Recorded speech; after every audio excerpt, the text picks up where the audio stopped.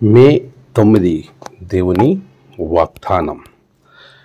ఆ కుమారుని యందు మనకు విమోచనము అనగా పాపక్షమాపణ కలుగుచున్నది. కొలస్సీ 1:14. మన ప్రభువైన యేసుక్రీస్తు నామములో మీ అందరికీ ఉదయం శుభములు తెలియచేయచ్చు ఉన్నాను. ప్రియులారా, అందరూ క్షేమంగా ఉన్నారు కదా?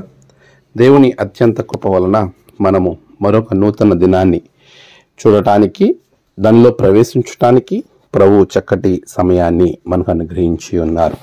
ఈ సమయాన్ని బట్టి ప్రభువులో నేను ఎంతో ఆనందిస్తూ ఉన్నాను. ప్రియ విశ్వాసి, మనకు ప్రభువు వద్ద నుండి కలిగే విమోచన ఎంతో శ్రేష్టమైనది. ఆయన మనలను విమోచించటానికి ఈ లోకానికి వచ్చాను అని ఆయనే చాలా స్పష్టంగా వాక్యములో తెలియచేయడం మనం చూస్తూ ఉంటాం. నేను అనేకుల కొరకు విమోచన క్రయధనముగా తన్ను తాను అప్పగించుకోవడానికి వచ్చినట్లుగా ప్రభు తన మాటలలో అనేక సందర్భాలలో తెలియచేయడం మనం గమనిస్తాం. ఈరోజు దేవుడు విమోచనగా క్రయధనముగా మన కొరకు ఆయన అర్పించబడ్డాడు అనంటే మనకు పాప క్షమాపణ కలిగి ఉన్నది అనే నిశ్చయత ముందు మనం పొందుకోవాలి. అపవాది యొక్క తంత్రం, నువ్వు చేసిన పాపములు ఏవైతే దేవుని యొద్ద ఒప్పుకున్నావో, వాటిని విడిచిపెట్టావో, ప్రభువు వాటిని క్షమించి మరిచిపోతారు.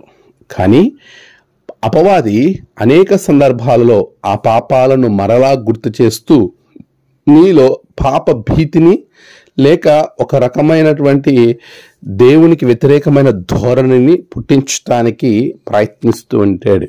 పిల్లరా, గమనించు, నువ్వు దేవునికి వ్యతిరేకమైన పాపము చేసి దానిని ఒప్పుకుని విడిచిపెడితే పరిపూర్ణమైన క్షమాపణ పొందుకుని దేవుడు ఆ పాపమును మరి ఎన్నడూ జ్ఞాపకం చేసుకున్నని కూడా చెబుతూ ఉన్నారు.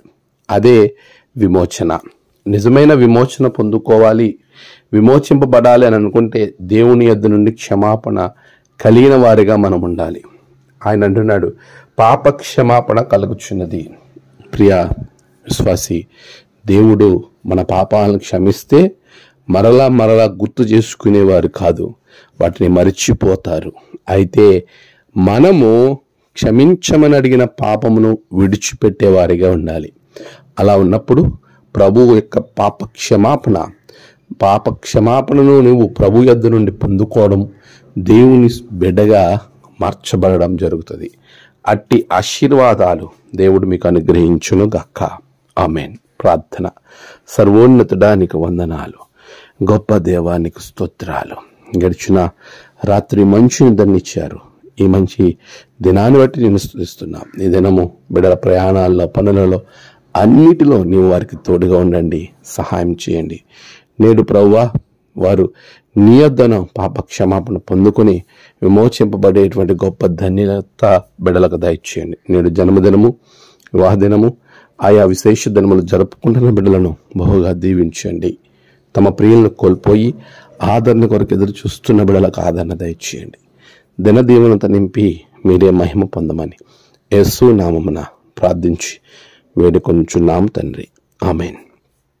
తండ్రి, కుమార, పరిశుద్ధాత్మ త్రియేక దేవుని దీవెన మీకు తోడుగా ఉండి నడిపించును గాక. ఆమేన్.